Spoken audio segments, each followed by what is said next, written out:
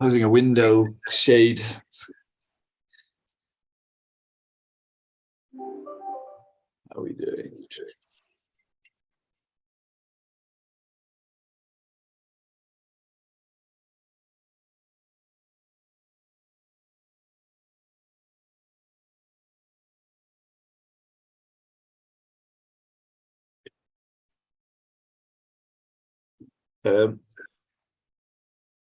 Okay, well, I know people are still filtering in, but I am going to kick off for many reasons, but in particular because Mitsuhiro has a last train to get later, so we can't delay. Thank you for staying up late to join us from Tokyo. Your co-author, David, is going to present. We'll do the usual thing. We'll present for about 35-40 minutes. If you have questions from the audience, there's a Q&A box. If you use that, then I will sort of moderate those through if there are good points to break. And then afterwards, we'll have a bit of a discussion. And if any there leftover questions, we'll ask them then. And we'll do the usual. We'll talk for about an hour, and there's this buffer of 15 minutes if we need to. But this is about a sort of very... I think it's a very important topic. Clearly, the climate change, is the existential crisis that we're all facing on this planet. The slightly more controversial part, I guess, is the extent to which central banks are talking about it. Is it overstepping their remit? What are they saying? Is it appropriate? How should they say something appropriate? And so that's what we're going to learn today. So without further ado, David, thank you for joining us from Washington, and I'll hand over the floor to you. And yeah. So thank you, Michael. So let me just first say thanks very much for inviting us and allowing us to talk about this issue in this forum. Let me also say that I'm not sure we're going to answer any questions. I think we'll probably raise more than we answer, but that's why we're having this discussion. So thanks for including us.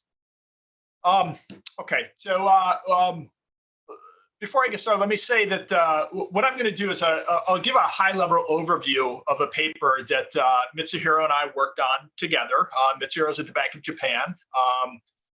We worked on this paper together. It's a joint product. So I wanted to say a couple words about how we got involved with this before I actually start talking about the paper. So I wanted to say central banks, they really started to engage on the issue of climate change only recently.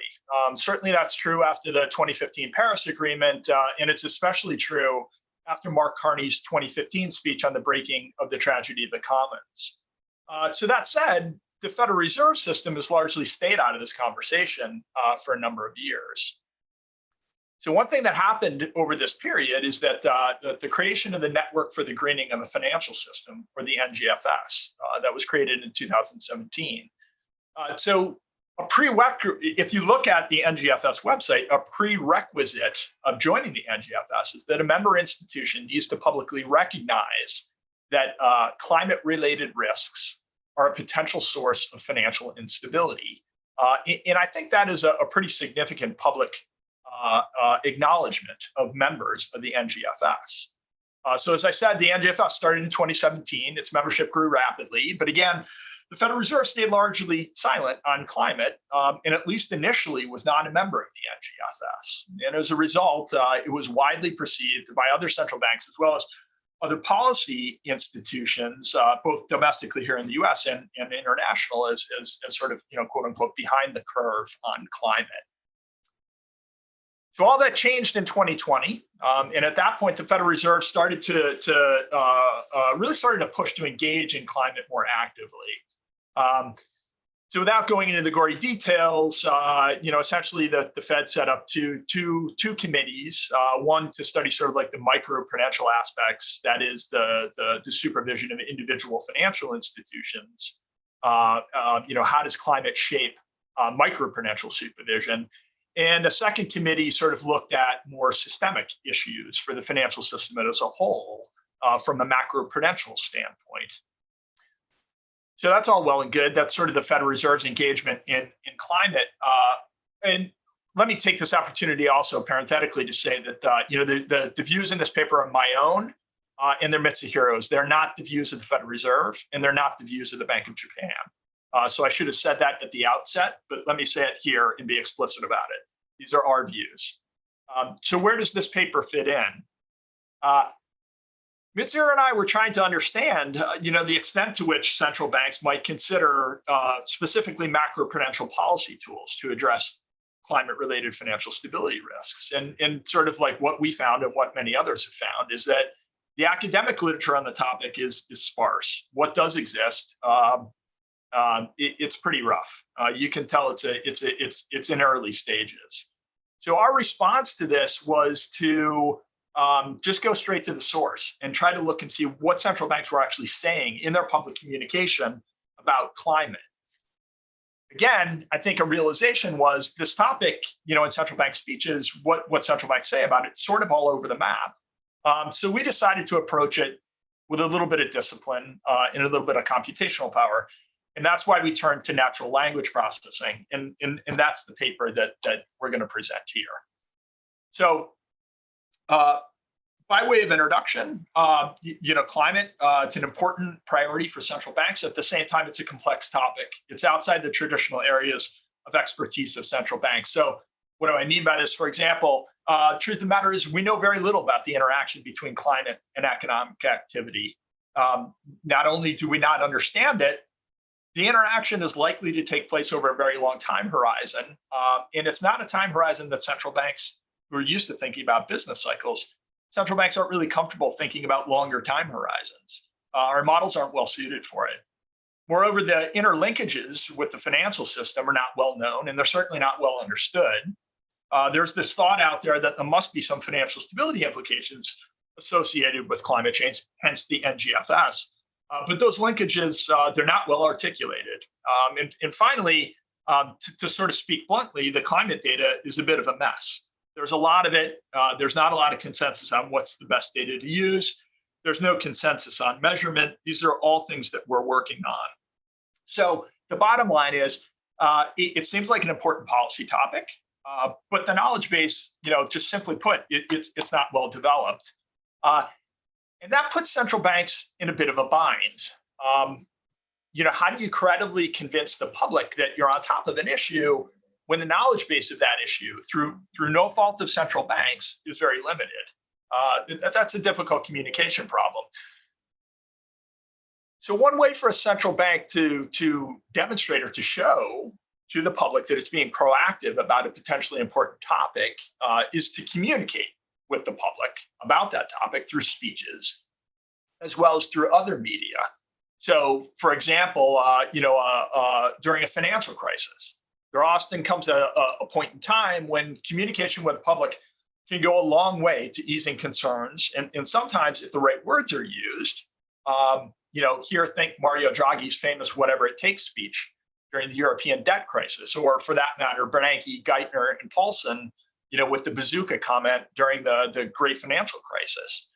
There are certain times when the right words at the right time can go a long way to solving problems. So clearly communication matters. Of course, we know that the quality of communication matters. And there's a body of research showing that how central banks communicate matters a lot. And I should say here that Professor McMahon has been a key contributor to this literature. And one finding is that relatable language can go a long way to building confidence with the public. And ultimately, that makes it easier for a central bank to achieve its objectives. So with this paper, what we wanted to do is to dig into this a little bit and use natural language processing tools and apply it to a data set of over 18,000 central bank speeches and identify those that are climate related. We want to analyze those climate related speeches to see what central banks talk about with regard to climate change and how they talk about it. So in terms of the contribution of the paper, to our knowledge, this is the first paper that analyzes communication about climate change.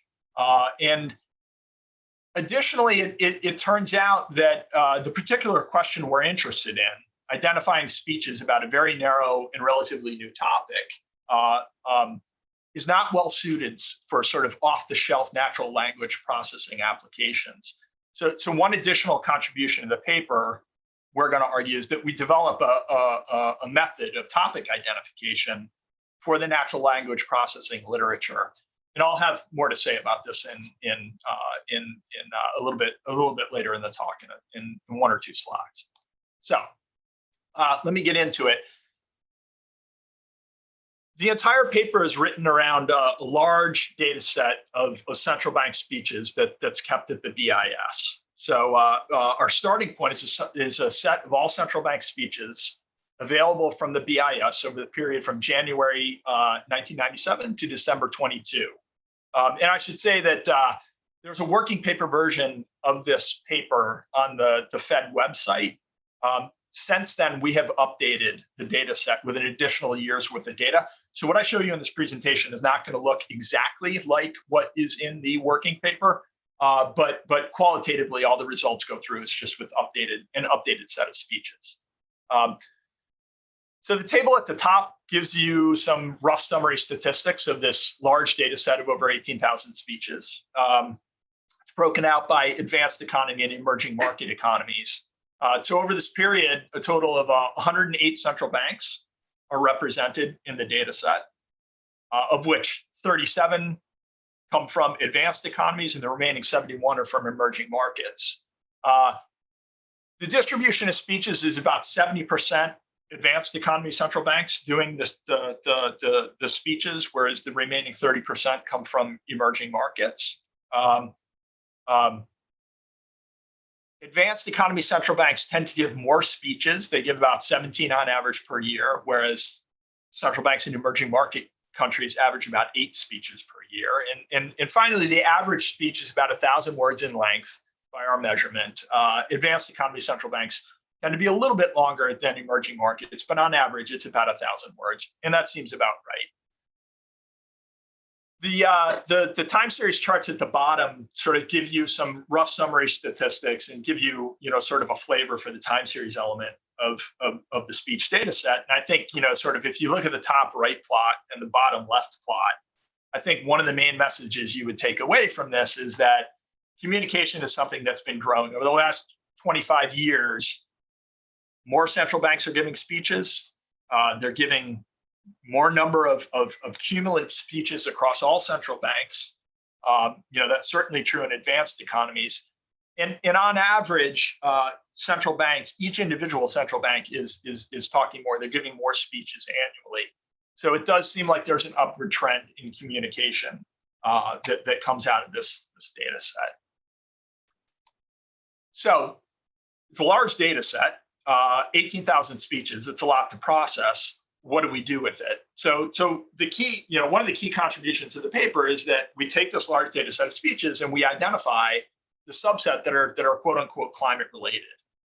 So let me talk about what specifically that means, which I'm going to do on this slide. And then I'm going to show you a series of slides that just sort of lay out the main message that comes out of those climate related speeches. So I'm going to give you some overall statistics, and then I'll give you 3 main results, and then we'll wrap up this part of the talk. But let me spend a little time talking about the methodology we use to identify climate-related speeches. So we start with this large data set, and our goal is to essentially to get the computer to tell us which of these 18,000 speeches are quote-unquote climate-related. So in our experience, off-the-shelf natural language processing tools did not seem well suited to this task, largely because climate is new and it's a very specific topic. So how do you get natural language processing tools to identify the speeches that you're interested in? And more importantly, to identify really meaningfully climate-related speeches. That really is the challenge. So again, climate's a new topic. There's no off-the-shelf dictionary that you can apply to that is going to identify a climate-related speeches. Essentially, we had to make our own. Moreover, there's no existing set of climate-related speeches that are sitting around that you have a lot of confidence in that you can use to mine to generate a dictionary. We ended up having to do this ourselves. So how did we do it? Our approach, our approach is sort of like a 2-stage approach. First, we started with a rough filter that identifies about of the total 18,000 total speeches in the data set, it identifies about 2,500 of the 18,000 speeches total as candidates for climate-related speeches. What the rough filter does as a first pass is it basically takes every word in every speech in the data set, and it calculates for that word the frequency that that word shows up, along with the seed word climate change in any given speech, relative to the frequency that the word does not show up with the seed word in a given speech. So we do that, we calculate that score for every single word in every single speech in the data set. And then we aggregate the word scores for all words within a given speech, and we calculate a speech score. Okay, and then we choose a cutoff, a threshold cutoff for the speech score. That at the end of the day, that threshold cutoff is an arbitrary choice by us. We settled on a threshold to identify as a first pass a set of first pass candidate climate related speeches. When we did that, we ended up with roughly about 2,500. In practice, that's still 2,500 speeches is a lot, some of which are climate related and some of which are not. And Mitsuhiro and I sat down with some of those speeches, and you can clearly see some of them are exactly what we were interested in, but some of them clearly were not. I can give you examples of how climate shows up in this first pass set of preliminary speeches, and they clearly are not what we were looking for. So we needed a refinement stage. So what we did in the refinement stage was to start with the speeches in the top 5% of the speech score distribution and sort of mine it for keywords to build up a dictionary. And we described in the paper, I'm not going to go into it in this talk, but we described in the paper, it's laid out in a table with a lot of detail. So if you're interested, I would point you there. But we do this iteratively in a way that's sort of laid out in table 2 of the paper. And the end result is a set of keywords, which are constructed from this set of speeches that are in the top 5% of the distribution of speech scores. Once we have that dictionary, we go back to the first pass initial 2,500 set of speeches, and we apply a rule that says you have to have at least 2 words from that dictionary included in the speech to be considered a climate-related speech. And when we apply that to the first pass set of candidate climate-related speeches, the second stage refinement boils this down to a total of 734 what we are comfortable calling climate-related speeches. And that is the end data set that we come out of this process, is 734 out of roughly 18,000 speeches that we are comfortable saying are climate-related. So the last thing I want to say about this before I show you some results from this data set is that the last bullet point on the slide, I think, is the most important. Actually, it's only 4 words, but it's extremely important. We did a number of validity checks to make sure that we're working with a data set that really is about climate-related speeches, and these speeches are meaningfully about climate. So the controls or the validity checks that we did are both computational in nature. Natural language processing makes it easy to turn these speeches into statistics that you can compare, and you can take comfort in those statistics. But that's not enough. We actually, one nice thing about this process is that by having different thresholds and different cutoffs, what you can do is quickly identify, of this massive amount of speeches in the data set, you can quickly identify those speeches that are on the margin of being included and being excluded. So you can take a large data set of 18,000 speeches and narrow it down to like 50 speeches that are on the margin of exclusion and the 50 speeches that are on the margin of inclusion. And that makes it much, much easier to go through and actually read these speeches and make a decision for yourself. Do your own quality checking by manually going through and reading the speeches to make a decision about whether your algorithm actually works or not. And Mitsuhiro and I both did this process, and some of the checks of these marginal speeches are written up in the paper, and there are some interesting cases. In the end, our conclusion was the algorithm worked well, and the speeches we identify really are meaningfully about central bank communication about climate change. So in a nutshell, I spent a lot of time on the slide, but I think it's important. In a nutshell, we think this is a good method of identifying meaningfully climate-related speeches. That said, I should be forthcoming and say the algorithm is going to make mistakes. There's like, you can't process this much text information and not end up including erroneous speeches. And there's an absolutely fantastic example that we came across. There's a speech by Andy Haldane. I forget exactly when the speech was given. It was maybe in the mid 2000s, prior to the financial crisis. I think I have that right. But Haldane's point in the speech was to use environmental, like pollution, as generating a public good and externality that then, is in a justification, the classic economic justification for policy to adjust that negative externality. There's this analogy about pollution and justifying policy intervention to address that externality. Of course, he's not talking about climate change at all. In fact, he's talking about financial stability. And now that I remember, it was prior to the financial crisis. And the whole point of this speech was to sort of like push central banks to think about financial stability. It really had nothing to do with climate change. Nevertheless, our algorithm identified that speech for reasons when you read it, it's perfectly understandable why.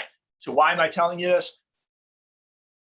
Even with careful checks, you're processing this much information. You're not going to design the perfect algorithm. These things are going to slip through.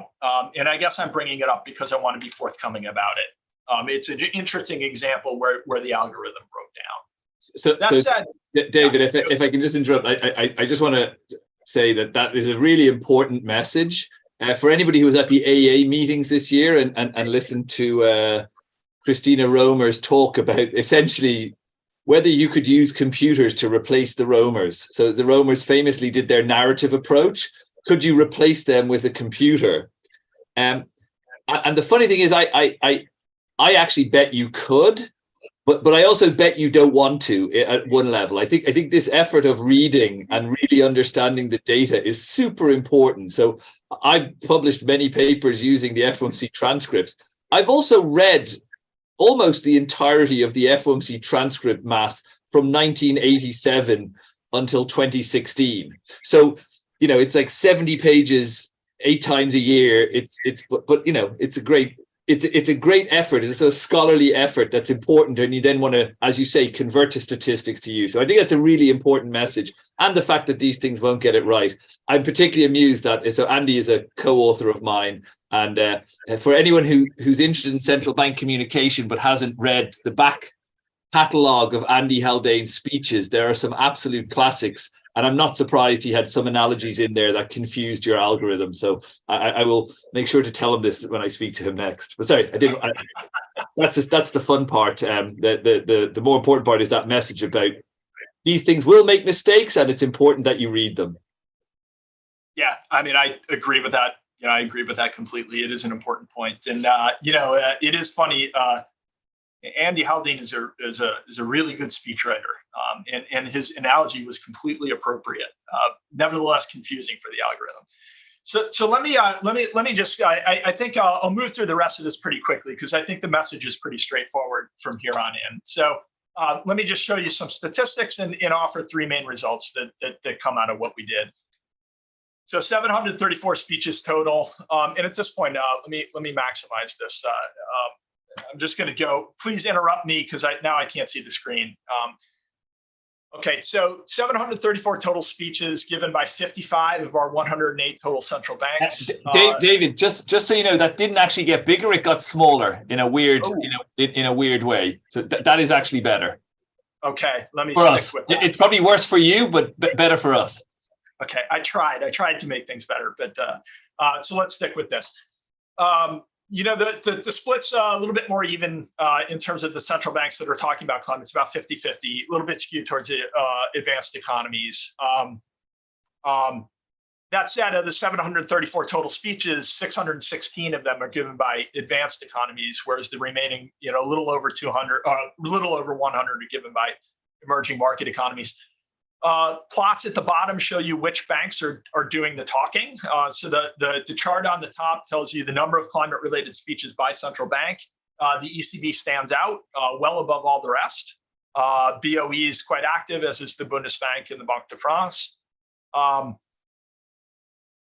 Chart at the bottom shows the average speech score. So like one way to think about this is, the top is the extensive margin of communication. This is whether you talk about climate or whether you don't. The bottom is sort of like the intensive margin. When you talk about climate, how intensively do you talk about it? And there are differences between the two. The BOE extensively as well as intensively talks, quite a lot about climate. You might wonder where the Fed is. The Fed is in the top graph, it's towards the right. There are not a lot of climate-related speeches that come out of the Federal Reserve. In the bottom, it's more towards the left of the distribution. When the Fed does talk about climate, it engages, those tend to be very focused speeches. My co-authors from the Bank of Japan, I think Bank of Japan, roughly speaking, is about similar to where the Fed is on this. I think that's fair to say. Although the Bank of Japan, numbers-wise, produces more climate-related speeches. In terms of emerging market economies, the largest, most active central banks we found are from Malaysia, India, and the Philippines. That is what it is. Just some facts that come out of the data. So let me now go through quickly sort of like three main results that came out of our paper. So David, can we go back to that just for a second? I just want to clarify. Can you just clarify for people just the top x-axis and the lower? These are just scatters of by country ordered according to their ranking. Is that right? Yes, that's exactly right. Sorry, there is no x-axis label on this. Yeah, that's exactly right. This is the top is a count of the number of climate-related speeches in aggregate.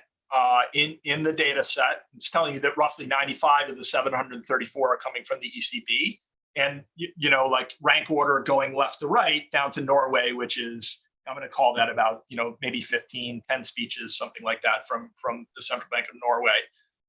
There are emerging market economies that are thrown in there as well. They have a lot less speeches, so scaling wise, we had to put them on this graph a little bit differently, and that's why the emerging market economies look a little bit funny. Scaling wise, they just do less communication about climate, so it's a little bit difficult to graph them on the same. This is the best that we could do. Yeah, no. So I think there was a bit of confusion but this would just have been a bar chart that's replaced the bars, and the x-axis would have said ECB. But yeah, got it. Yeah, thanks. That's right. Sorry. Maybe could be done a little bit more clearly. So thanks for that. So in terms of like what you take away from this, one thing that just, unquestionably, communication about climate has exploded since arguably 2015, definitely since 2017. You can just look at these time series plots. The red line is advanced economies. The green line is emerging market economies. Both, the communication about climate, whether it's the number of central banks doing the talking, the number of speeches that they're giving about climate, or the share of climate-related speeches in the total number of speeches that those central banks are giving. The bottom line is communication about climate has exploded in the last 5 to 10 years. That's a pretty simple point to make with these data. So what do central banks talk about when they talk about climate? Our focus when we started this paper was on macroprudential policy. It turns out that while central banks do talk about climate in the context of financial stability, they're really limited on what they have to say about macroprudential policy. So there is a link between climate and financial stability, but when it goes that extra step to macroprudential policy, it really drops off. So we have a couple ways of showing that. So this is just a Venn diagram, and basically it takes our 734 climate-related speeches and it sort of bins them out into it's a larger set of speeches. Amongst the 18,000 total, we identify the climate-related speeches in the green circle. In the purple is we've identified financial stability-related speeches, and then macroprudential-related speeches are in red at the bottom. And we're looking for the intersection of these topics. And what you find is essentially what I just said. The intersection between climate-related speeches and financial stability-related speeches is pretty large. There's a pretty close connection. But when you look for the intersection with macroprudential policy, central banks are really limited in what they have to say about this. So Venn diagram is one way to show this. And here's another way to show the same thing. This requires a little explaining. So let me take a minute to walk through this. So 3 series of scatter plots. Let's start with the one on the left. Basically, the one on the left looks at financial stability related speeches that we've identified and macroprudential policy related speeches. And then it breaks those speeches up into the red dots are the intersection of those. It's financial stability related speeches that are also related to macroprudential policy. The green dots are sort of ones that we've identified as really only about financial stability and not necessarily about macroprudential policy. And the blue dots are ones that are about macroprudential policy, but really don't get into the gory details of financial stability per se. What comes out of the graph on the left is there's an upward slope. The green and the orange lines and frankly the blue lines as well. In total, there's a connection between the financial stability speech score and the macroprudential policy speech score. So what the graph on the left is telling you is there's a pretty tight relationship, and it's not surprising. There's a pretty tight relationship between financial stability and macroprudential policy. That's what you would expect, and it shows up in the data. The graph in the middle does the same thing, but it does it for climate-related speeches and financial stability-related speeches. Here the red dots are the intersection between the two. There are climate and financial stability-related speeches. The blue dots are financial stability-only speeches, and the green dots are climate-only speeches. Again, you can see an upward sloping line that comes out of this. At least, the green dots are the climate speeches, the green dots and the red dots. When central banks talk about climate, it tends to be associated with financial stability. But what really stands out is the one on the right. The scatter plot on the right shows, it looks at climate-related speeches and macroprudential policy-related speeches. The green dots are the climate speeches, the blue dots are the macroprudential policy speeches, and the red dots are the intersection of the two. And what you can see is the green and blue dots hug the X and Y, or the Y and X axis respectively. And there's really not much of a relationship in the red dots. So this is just another way. The Venn diagram is one way of doing it. This is going down to the level of individual speeches and data within those speeches. It's telling you that, when central banks talk about climate, they like to talk about financial stability, but so far, they're not really willing to delve into macroprudential policy. And that comes out of the text data pretty cleanly, actually. So David, there's a question. You've piqued people's interest now, and they're basically both the same question. One is about how you calculate the intersections, whether one keyword is enough, and the other is more precisely on these scores. Like how does a speech get an FS score of 0.5? Yeah, so I think the details. I'd point you to the paper, and Mitsuhiro, if you want to chime in as well. I think essentially the speech score for the climate-related speeches is exactly what we did. And then we did something similar, but I would sort of argue a little less rigorous with the financial stability-related speeches and the macroprudential policy-related speeches. In principle, the speech score is calculated the same way, though it is a little bit less rigorous. Gory details, I'd point you to the paper, and we can talk about it. We can talk about it afterwards as well. Let me just wrap up very quickly, and pushing on this point of what central banks talk about when they talk about climate. When they do, delve into macroprudential policy, what do they talk about? We dug into speeches that address what we've looked at for climate-related tools, and this table is going to look very different from what's in the paper because the speeches in 2022 sort of have reshaped the data that's in this table. What we found is that they're primarily talking about climate disclosure, and yes, we can have a debate over whether you think these are really microprudential or macroprudential topics, but allow me a little liberties here. What we found that in terms of policy tools, central banks tend to focus their discussion around climate disclosure, as well as scenario analysis and or stress testing, and there's a distinction between the two. That's the bulk of the conversation about policy tools and climate. They delve a little bit into risk management. That, again, I think touches on microprudential sup and reg, supervision and regulation. There's some talk of green taxonomy. How do you, bin assets into ones that are sort of like, for lack of a better word, climate friendly and not climate friendly? That is very much a topic of discussion, and it touches on data limitations in climate. Green monetary policy comes up in capital allocation, about whether it's appropriate to use policies to direct capital investment. That comes up in speeches to green versus brown objectives. And finally, it's interesting to note that research comes up as well. A call for research. I think that's a key, that an indicator that we're still developing our knowledge base on climate. And in fact, we have a long way to go, and research plays a big role in this. So we go beyond macroprudential policy tools to look also at topics outside of macroprudential policy. And here, we looked at a bunch of different topics that come up in these climate-related speeches. There's a word cloud at the end that sort of gives you an indication of how we came up with these classifications.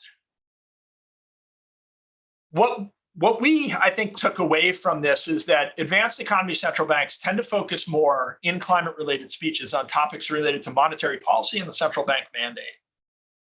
Okay, emerging market economies, it's a bit different. It's more sort of focused on sustainable finance and financial innovation. Both of these could very well come back to heterogeneity or differences in central bank mandates, which differ greatly in advanced economies and emerging market economies. And in fact, Mitsuhiro and I are digging into this a little bit more. How does the mandate shape the way central banks communicate about policy?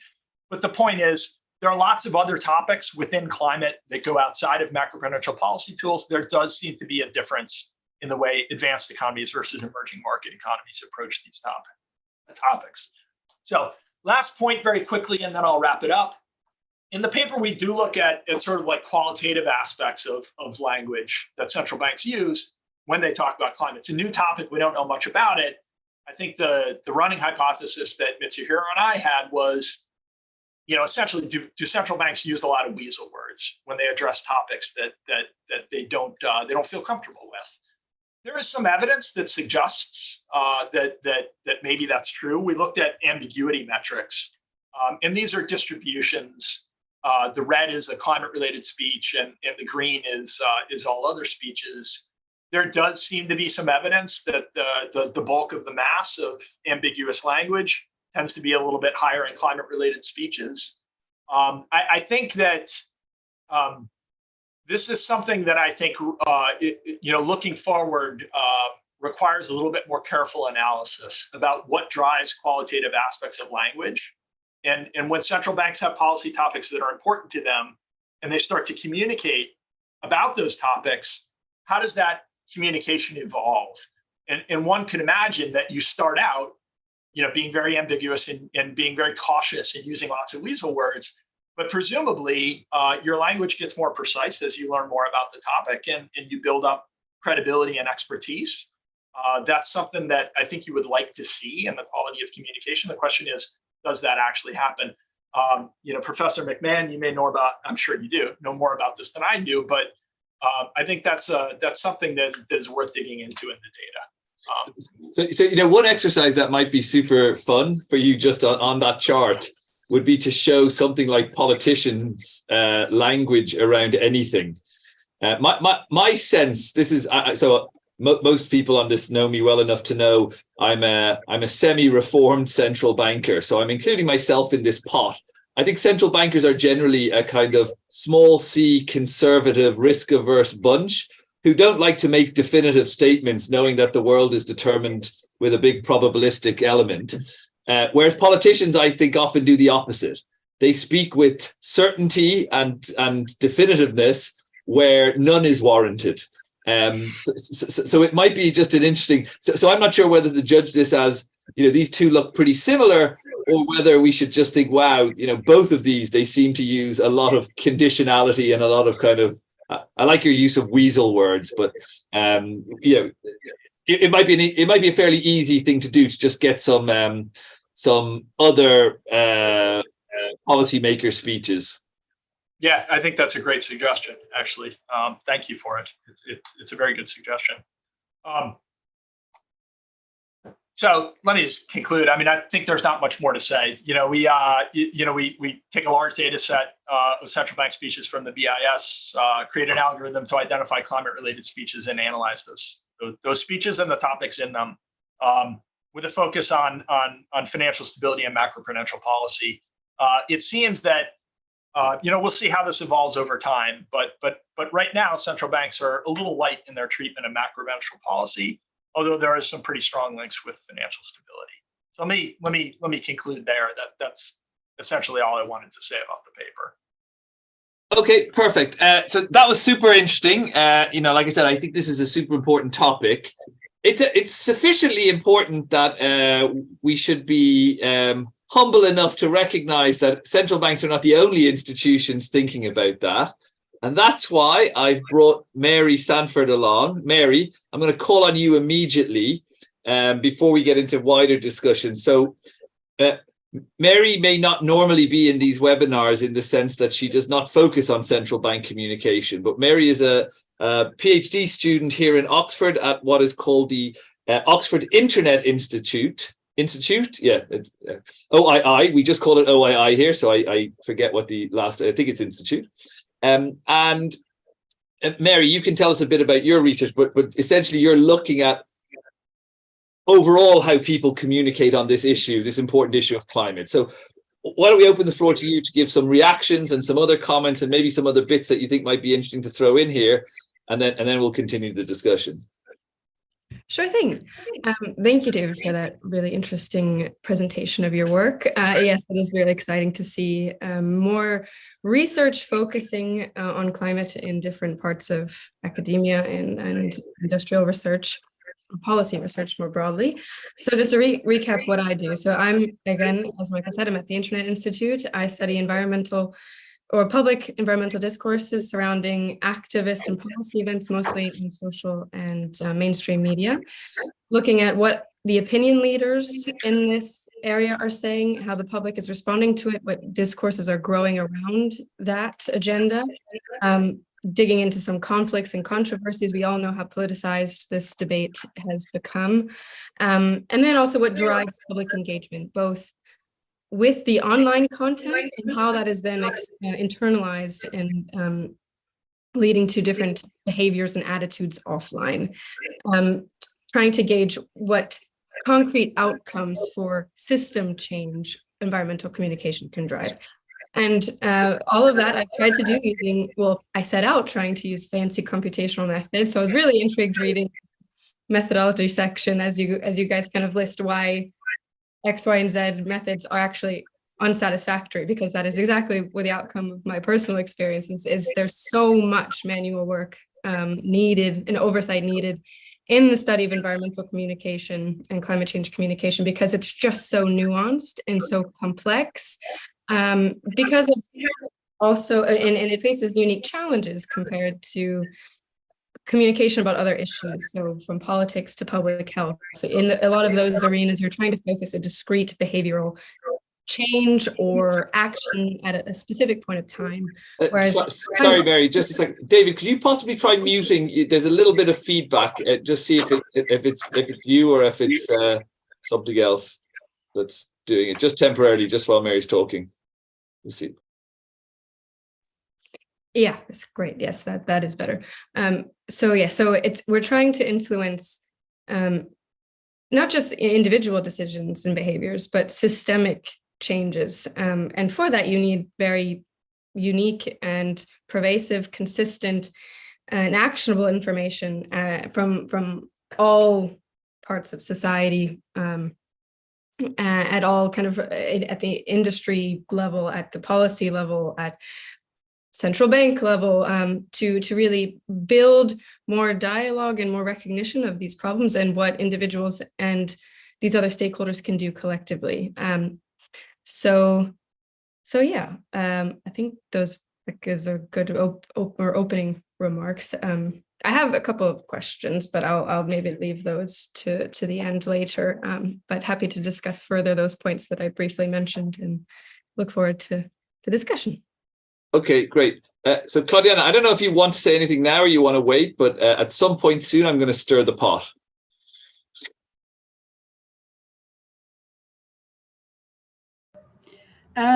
Thank you very much. Actually, I had some questions, so I don't know if you would like to take questions now or later. So just okay. Let me stir the pot. Let me stir the pot first, and yes. then we'll come on to some specific questions after that, because there's also some coming in the Q&A.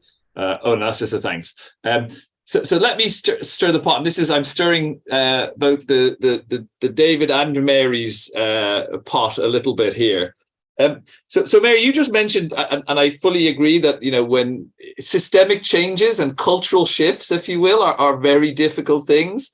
I remember the first time I encountered this was I was in university, and my boss, I'm going to reveal my age here. My boss was very into these like kind of self-help gurus who give you messages, and she gave me a tape to listen to on a Walkman. So I listened to it. It was someone talking about strategic change in firms. And it was one that essentially said, yeah, this is important, this is necessary, but essentially said it's really hard to do because it's hard to change, you know, how people think and how they do things, etc. So, but one thing you said, Mary, was that all parts of society need to build this dialogue. And from David's work, we see that, you know, central banks have started doing this, and, you know, we know. If I were to say what a sort of potential worry about the central bank being a leading part of that, and I'm going to pick out, apologies, Claudiana, I'm going to pick out the ECB, because if you go to their website, there is an entire section dedicated to the ECB and climate change. They have a climate change pledge. They have a whole bunch of these things.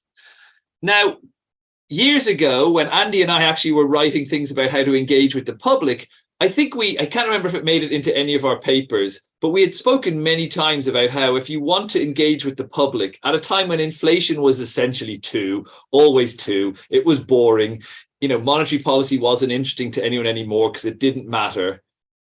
Then, you know, talking about some of these things that do matter, and particularly to younger people are much more aware of climate risks, and it seemed like a good way to engage and show that your central bank is working for you and thinking about things that matter. You know, right now in lots of countries, inflation is up and around 8, 10, 12%. Inflation is back as a sort of a big thing that monetary policy has to deal with. There are stresses in financial systems. These seem like times when it's a classic issues for central banks to just get on and do their normal job. And if you're seen to be talking all the time about climate, do they risk losing credibility and losing sort of hard-earned credits because they're talking about something that's, you know, David, you alluded to it a little bit, like, you know, as trained economists, most of us don't know the science of climate change. We don't know the effectiveness of policies beyond what we can all read in popular books or the newspaper. So there's my stirring the pot question. Are we running risks with central banks' credibility with the public? So I can respond. I will let others, maybe I'll go last. Others should chime in. I'm happy to respond to that, but let me go last. Let me go, Claudiana. I picked on the ECB, so. Exactly. Actually, that was as well one of my questions, that in order to distinguish central bank communication on climate, maybe it would be interesting to distinguish if financial stability is part of mandate. So central banks that have a mandate on financial stability versus not. because probably that is why a Fed doesn't feature as high as ECB. ECB now with the new strategic review has put more emphasis on financial stability and the climate. Therefore, one may observes more speeches on these topics. And the related question is, what are we learning more actually from speeches, from going to the website, as Michael said, that now many central banks have in their website a more formal, let's say, statement and more formal appearance of climate in their strategies. So what are we learning more from speeches? Are we learning more about the assessment of risk, about the objective, or about reaction function? So what are these speeches bringing more to the communication? And finally, are we going to reach more the general public with this topic? Do we see that this topic, as the climate gets, let's say, more reach through to media, to Twitter, to younger generations? These aspects of communication that now in central banks we are very interested. Thank you.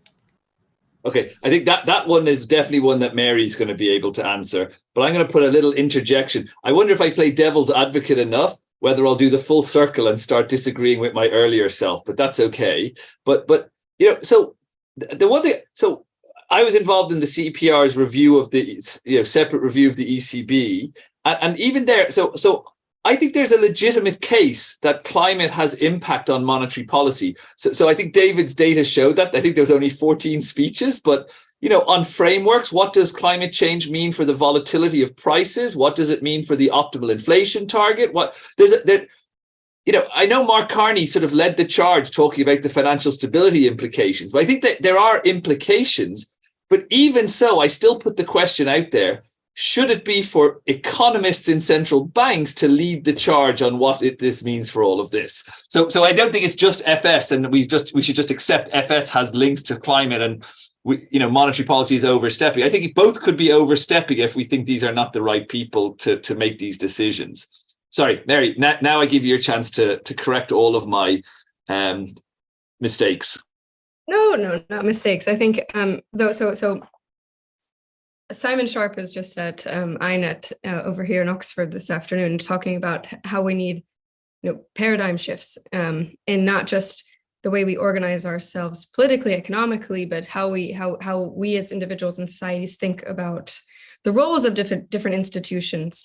And so perhaps it seems like central banks talking about these issues is out of place just because they've never done so before. But that doesn't mean these issues didn't exist before. So I think it's a question of normalizing, not necessarily central banks leading the charge in a way that leaving them to this responsibility of tackling climate change through financial policy. Yes, that's one lever, but it's not the only thing that has to change. I find it really frustrating sometimes, these discussions of, yes, we must overthrow all of the the neoliberal political order. Yes, but the neoliberal economic and political order also has social implications that also need to be rewired. So it's not just should or should not these institutions be involved, but what that says about what we as societies expect of these institutions in the first place, and how we can collectively come together to rewire those expectations, if that makes sense. Yeah, Mutsu, I know it's late there. If you want to join in at any point, do, but I'm not going to call on you necessarily because it's midnight. but if you want to, just jump in. I will jump in if I want to. Fine. Okay. So David, I know you're going to come back, but I'm going to add in Petra Geertz just asked a question, which is a sort of an extension of mine and goes beyond mine, which is, with focus on climate change, is there a risk that they've crowded out attention and potentially resources? But do we see anything through their speeches that they sort of have deflected away from things like price stability, which I would say is, kind of monetary policy's core aim and core competency? And similarly, you could think that they have also crowded out some of the attention on other aspects of financial risks. is such as interest rate risk or other things that could be there. So did you find any evidence or is that something you're thinking about? Yeah. I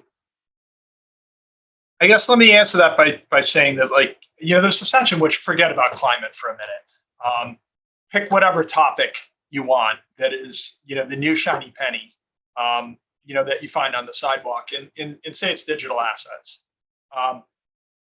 We're having, we're trying to understand digital assets and how they shape, not only financial stability, but the way financial intermediation works. And as you moved to more, digital finance, like how does that shape the rest of intermediation?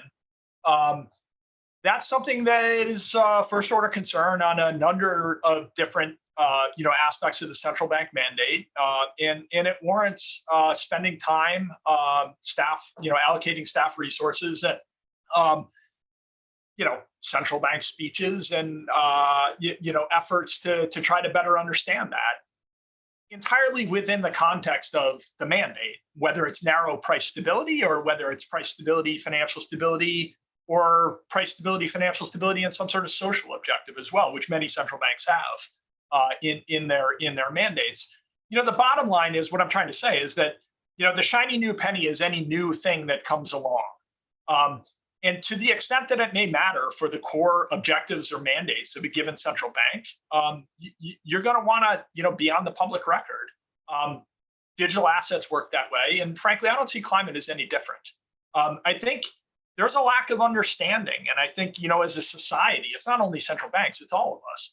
We're trying to understand a little bit better about, how does climate interact with the economy? And it may be through financial stability. It may be through the financial system. It may be through the real side of the economy. Maybe it has implications for inflation. Maybe it's just, real activity and inflation's a sideshow. We don't know. But to the extent that central banks are tasked with an objective, and this is something out there that people are taking seriously, and we need to know more about it, it seems appropriate to me to allocate at least some effort. Now, the optimal amount of effort is a separate question. And I think, Michael, your question of, with inflation running above target, you open yourself to the criticism of being distracted, from things that may be more pressing. I think that's that is a concern, and it's one for central banks to manage. That said, like, I come back to, I guess, my sort of end all and be all in this is one of the things that we're learning, that I am learning. Maybe you all knew this already, and I'm just slow. That's entirely possible. Different central banks have different mandates, and they do policy differently. And we had the luxury for a long time of using New Keynesian models and thinking about monetary policy through the lens of, the Taylor rule or something that looks close to it. And everybody sort of like implicitly coordinated on this monetary policy operating framework with an objective of low, stable inflation. And central banks did a pretty darn good job on that for a long time. Now I think what we're learning is that through other developments in the economy, whether it's new financial technologies or whether it's new risks that emerge that we didn't know before, or maybe the financial system's more complicated than we thought it was in the past, that some of these other things, as they come up and as they arrive, they actually matter for a given central bank with a given objective. And it's up to central banks to figure out, like, where does it fit in? And if it doesn't fit in, central banks should say that. So I really think that there's a lot of heterogeneity out there, and the next 5 years is, or maybe longer, is going to be individual central banks figuring out what path they're going to go down. For banks like the ECB or the BOE, the mandate is wider than it is for the Fed, and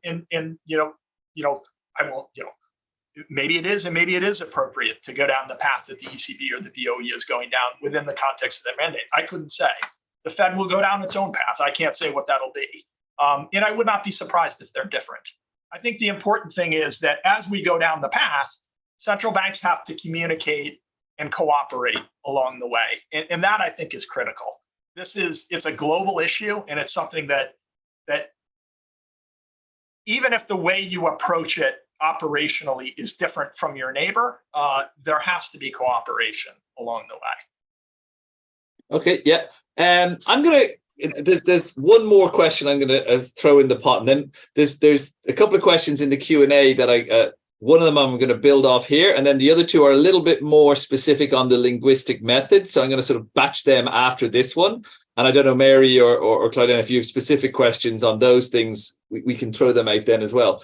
But just my sort of mentions looking forward to the next research data on climate focus intensity in the context of high inflation, right? So that I think that will be an interesting thing, you know, the extent to which we still talk about it. But I guess one of my questions, maybe this is for Mary, and you may just say, I don't know and I haven't looked at it. I wonder, is there any waning in the general support among different subsets of the population who typically support objectives on climate in the face of higher inflation? You know, so let me give you an example, right? When energy prices go up, and those energy prices have already gone up a lot because we've hit them with various carbon taxes and various other pollution taxes, and you know, we sort of know that those prices would be a lot less if we reduced the tax, but you know, then we have the issue on the climate. We saw it in Germany, I guess, with the decision to phase out the nuclear power.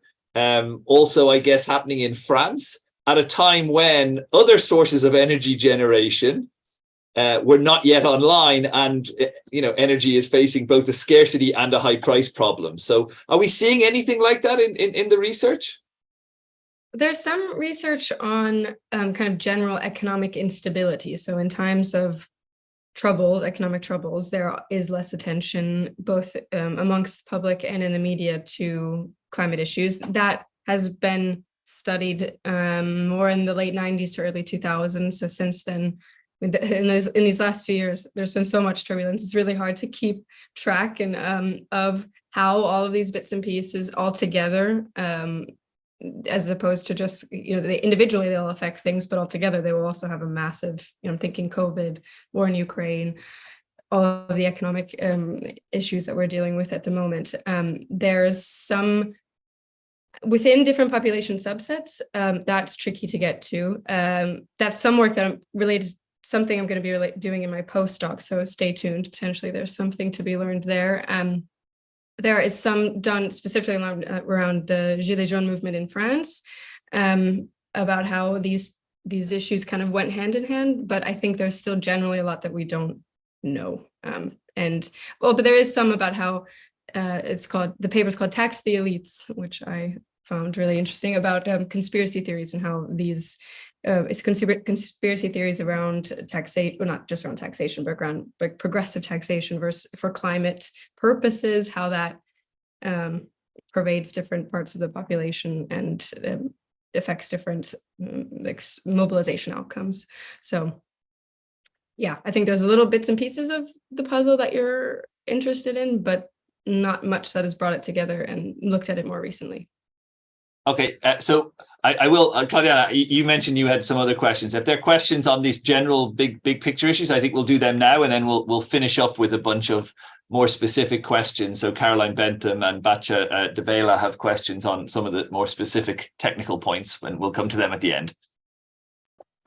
No, I would also just wanted to probably highlight the short, medium versus long-term horizon of this discussion. So whenever we talk about climate and climate change and central banks, I think the horizon that they have in mind is somewhat longer than the horizon when they talk about monetary policy and inflation. And I think this also should probably be taken into account, and probably that's why in these speeches you see less about policy, macroprudential policy, then it's more about assessment of risks in the long term and less about policy reaction, which would be a more immediate action. That's, yeah, I want just to highlight this. You know, that's interesting because I sit on Ireland's Fiscal Advisory Council, and in fiscal, you're always trying to shift the horizons of the policymakers to be more long-term. So we've written about all of these risks, and they're not even that, so I should say a lot of them are not that long-term. So we can identify, certainly in Europe, where there are all these climate objectives, that in the next 7 to 10 years, a bunch of these risks to the fiscal authority realize.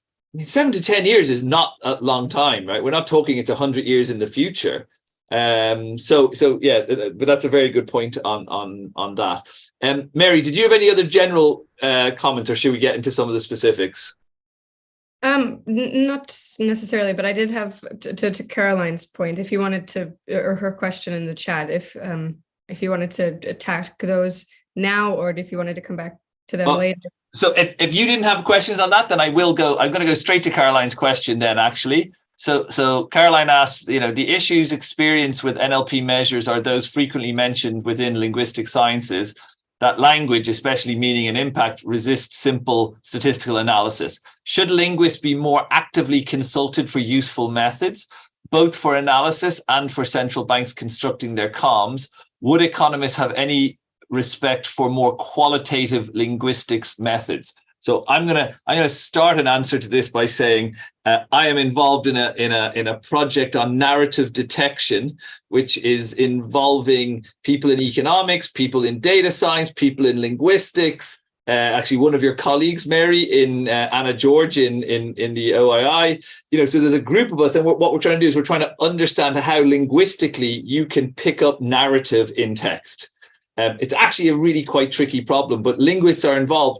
And actually, I should also say, I think, if you take the point that I think David made very strongly and very well, and I wanted to emphasize during the talk, I don't think you get more qualitative linguistic methods than reading, in a sense. I think there is quite a bit of a history in economics of doing that.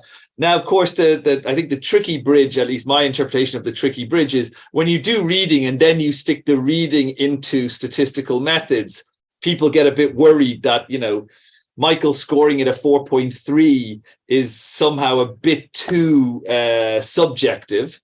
But, people have done it many times. If you go to Nick Bloom's work, his various papers that use text, they often have automated methods, but they also have a huge amount of human audit that they then compare to make sure that the computer is doing at scale what they would like to do. David and Mitsuhiro, you alluded to this effort, and I think it's a super important effort. But that's my contribution to an answer. But I'll let David go in on this one next, and then I'll go to Mary. I guess my answer, I would not. I'm sort of new to this. Learned a lot from it. I guess what I would say is, look, I'm a practitioner as well. I work in a central bank. I know the process of communication with the public is as you do, Michael, and I know Mitsuhiro does as well. And Claudiana, I think you're at the ECB. I'm sure you're familiar with this as well. You kind of know the process that people go through when they write speeches, and when they're trying to communicate through written text, what's the real meaning that you're trying to convey in words? And it's difficult. And so what I would say about this is going to be a completely unsatisfactory answer, but what I would say about that is there's a lot of potential for analysis. So I think if you could turn those words into data that you could then, test hypotheses on, I think there's a lot of value to that. Doing that effectively and doing it well and learning more about what makes effective communication is really important. It's important for efficient communication with the public. That said, it's very hard to do. If your question is, should economists apply to linguists to help with this process? I'm in full support of it. I've never been one to shy away from crossing disciplines. I do know that not everybody feels that way. I'm in the pro camp. Mary? So yeah, this is a really interesting question. So some of my work has focused on bringing communication studies in the environmental context together with what's been studied in environmental psychology. So there's a huge literature trying to pinpoint different psycholinguistic features that are correlated, say, online with more engagement and offline with reported attitudes and behavioral intentions. So there are a couple of problems here. One, For many features, psycholinguistic features, I'm thinking of emotion, agency, social affiliation, time focus. There's not many red threads to say, okay, if we have more of this, then we'll get more of that. That's because humans are very complex and our cognitive mechanisms are very idiosyncratic.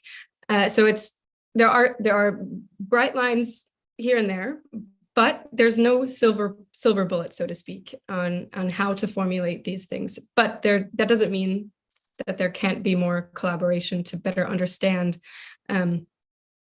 what could work better than other things. And some of that comes down to what's relatable for, especially if you're trying to speak to the public, because of course, a lot of this will depend on who you're trying to influence, who's speaking and who's the audience. And so it's things that are relatable, actionable. A lot of gripes with activist communication is that, okay, they're trying to mobilize people to go and protest. Yeah, that's great. Protest is how a lot of political action can be catalyzed, but there's more to happen there.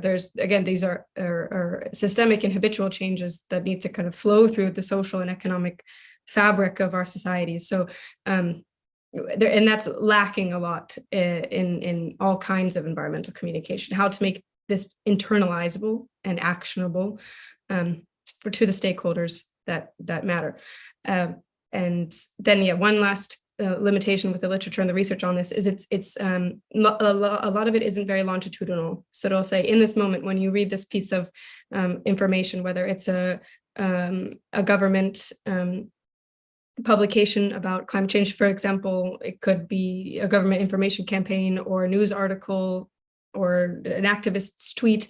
What does that make you feel right now? That's great, but it doesn't help us understand how that can impact people's longer term attitude and behavioral outcomes. And that's a problem of resource allocation to research in this field, or sorry, resource allocation to research in this field. But yeah, so long-winded answer. Hope there was some interesting tidbits. No, and actually it's fantastic because I've got 3 minutes left and I get to do the 2 last questions in it, and then I'll give David the final word. So I'm gonna. So you mentioned. So Basha's question is: may you reflect on the continuities and changes in the contents of the speeches, and I think that links also into Alessandro Merli's question. And Alessandro, for those who don't know, is a researcher now. I hope he accepts this definition of himself. A researcher now, but a long time, very successful, very held in great high esteem journalist who covered issues of policy and central banks. So he points out that central bankers tend to communicate a lot through podcasts and tweets on non-core topics. And is that an area for research? Now, for those of you who were here a couple of months ago, we had a webinar. It's on the YouTube if you want to watch it, specifically on doing research with Twitter and tweets for central bank communication. But David, there's sort of 2 questions in there. Some of, obviously, I guess the nature of your data, if you have 18,000 speeches, but you narrow it down to a much smaller subset, there's a lot of discontinuity in there. There's a lot of times that they don't talk about it. That itself is, it's sort of, for the economist, that's an endogenous shift in what they talk about. That's kind of interesting. But also, have you thought about bringing in these other media? On the first question, Mitsuhiro and I think, particularly interested. If you even look at the climate-related speeches that we identified, the data set goes from 2007 to 2022. There's a long period where you kind of pick up a couple speeches here and there where it's touched on, and then there's this big explosion. So clearly there's a shift. As a research topic, I don't know exactly what to do about it, but I think both Mitsuhiro and I have thought about, it's just really, like, it begs the question of how does communication about a topic evolve over time? I think it seems to me that there's a lot that could be done there, not only for climate, but for other things as well, digital assets or whatever central new shiny penny topic that central banks have in front of them. I think there's a lot that could be done there. To do that, there really has to be an acceptance, the question before, of linguistics how willing are economists to accept this? I think you do need that willingness. That seems to me a bit of an open question. On the second question with regard to Twitter, I think it's a fantastic data source for sure. The Fed, we have a Twitter account here. And I do think that the communication is very different across the mediums, plural. Speeches are very different than tweets. And that in and of itself may be interesting. I guess from my own sort of personal point of view, I understand the thought process that goes into speeches and the objectives that you're trying to achieve in writing those speeches. I myself, this is a me thing. I'm going to show my age.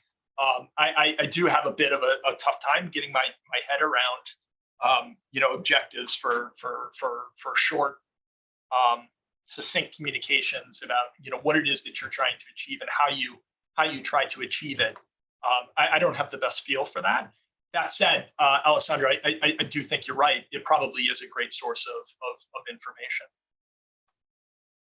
Excellent. I'm going to wrap it up there. I'm going to thank all of our speakers. This is a sort of unique one. I get to say good night to Mitsuhiro. I get to say good afternoon to all of those of us in Europe, and still enjoy the rest of your morning, David.